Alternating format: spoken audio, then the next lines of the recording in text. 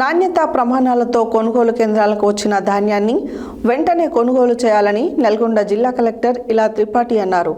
గురువారం ఆమె పెద్దగూర మండల కేంద్రంలో మార్కెట్ యార్డులో ఏర్పాటు చేసిన ధాన్యం కొనుగోలు కేంద్రాన్ని ఆకస్మికంగా తనిఖీ చేసి ధాన్యం కొనుగోలును పరిశీలించారు.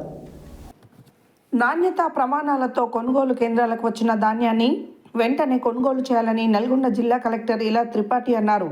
గురువారం ఆమె పెద్దగూర మండలం కేంద్రంలో మార్కెట్ యార్డులో ఏర్పాటు చేసిన ధాన్యం కొనుగోలు కేంద్రాన్ని ఆకస్మిక తనిఖీ చేసి ధాన్యం కొనుగోలును పరిశీలించారు.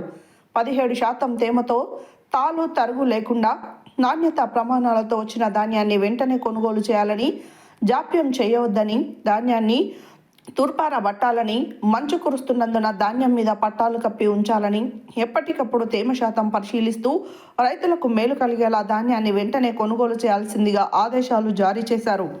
ఇప్పటి వరకు కొనుగోలు చేసిన ధాన్యం వివరాలను కొనుగోలు కేంద్రం నిర్వాహకులతో అడిగి తెలుసుకున్నారు. ఇప్పటి వరకు 107 ధాన్యం లారీలు కొనుగోలు చేశామని, 23,400 క్వింటాల సన్నధాన్యం కొన్నామని చెప్పారు. మంచు ఉన్నందున తేమ వచ్చే వరకు ఆరబోసి తేమ వచ్చిన తర్వాత పూర్తి చేస్తామన్నారు. రైతులతో మాట్లాడుతూ ఏమైనా ఇబ్బందులు ఉన్నాయా అని అడిగారు.